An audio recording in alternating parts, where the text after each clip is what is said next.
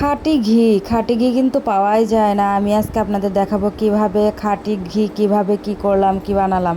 প্রথমে আমার হচ্ছে ক্রিম সংগ্রহ করতে হবে। ক্রিম সংগ্রহ করার জন্য চলে আসলাম এই যে ঘোষবাড়ি এসে এই যে সুন্দরভাবে এখানে ক্রিম এবং দুধ আলাদা হয়ে যাচ্ছে এই মেশিনটার মাধ্যমে। আমি হচ্ছে আপনাদের হচ্ছে দেখানোর জন্য জাস্ট সুন্দর করে হচ্ছে ভিডিওটা করে নিলাম। এই যে আমি ক্রিমগুলো নিয়ে যাচ্ছি এখন।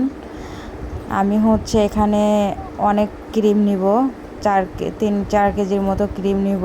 এনার কাছ থেকে হচ্ছে নিয়ে নিচ্ছি আর কি, মেপে দিচ্ছে আমাদের ক্রিম। এই ক্রিমটা যদি ভালো হয় তাহলে ঘিটা ভালো হয়, ক্রিম যদি ভালো না হয় ঘিটা ভালো হয় না। তার উপরে তো ভেজাল আছেই, বাইরে থেকে কিনলে সেই ঘিয়ের ভেজালের শেষ নাই।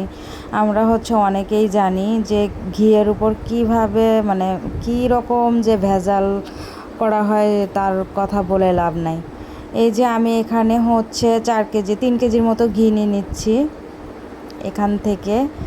ঘিটা অনেক ভালো হবে কারণ ক্রিমটা মাত্রই হচ্ছে নামাচ্ছে, মানে মাত্রই নামানোর পরে হচ্ছে এই যে ঘিটা নিয়ে এসেই চুলায় হচ্ছে এই যে জাল দেওয়া শুরু হয়ে গেছে আর কি।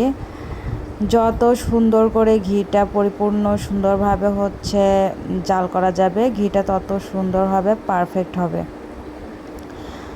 একটু কড়া করে ঘিটা জাল করে নেওয়া হবে, যা মানে অনেক ঘি এতে হচ্ছে অনেক দিন খেতে হবে।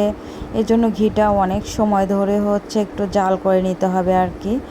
আর ঘিয়ের হচ্ছে সিক্রেট হচ্ছে জাল দেওয়ার সময় ঘিটা অনেক বেশি নাড়ানাড়ি করতে হয়। এই যে ক্রিমটা যত নাড়ানাড়ি করতে হয় ঘিটা তত ভালো হয়, কারণ ঘিয়ের ক্রিম যদি নিচে লেগে যায় ঘিটা কিন্তু একদমই পারফেক্ট হবে না, মজা হবে না। সো খুব সুন্দর করে হচ্ছে নাড়তে হবে, নাড়তে নাড়তে ঘিটা কিন্তু হচ্ছে কমপ্লিটলি হয়ে যাবে। এই যে এরকম করে অনবরত নাড়তে হবে। ঘিয়ের প্রসেসে কিন্তু তেমন কোনো কিছু হচ্ছে করতে হয় না, ক্রিমটা শুধু জাল দিলেই ঘিটা হয়ে যায়, তেমন কিন্তু কঠিন না।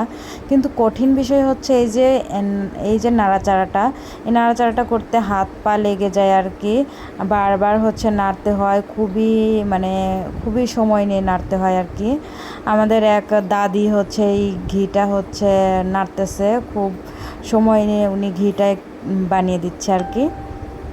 আমি হচ্ছে একটু শিখে নিলাম আর কি কীভাবে বানাতে হয়। ওনারা আগে অনেক বানাতো আর কি, এখন বানায় না, আমারটাই জাস্ট বানিয়ে দিচ্ছে। খুবই মজাদার হয়েছে এই ঘিটা। আমি হচ্ছে ভর্তার সাথে যখন ঘিটা হচ্ছে খাই এত বেশি মজা, মানে কি এর ভিতরে বিন্দু পরিমাণ কোনো ভেজাল নাই, একদম চোখের সামনে কত সুন্দর ঘি হয়ে গেল। দেখেন কালারটা কত সুন্দর আসছে, মাশাআল্লাহ অনেক সুন্দর হয়েছে আমাদের হচ্ছে ঘিটা। আর হচ্ছে পরিমাণে যতটুকুই হোক না কেন ঘিটা অনেক বেশি মজা হয়েছে। ভালো কোনো কিছু আসলে পরিমাণে কম হলেও কোনো সমস্যা না, কোয়ালিটি ফুল হয়েছে সব কিছু মিলিয়ে।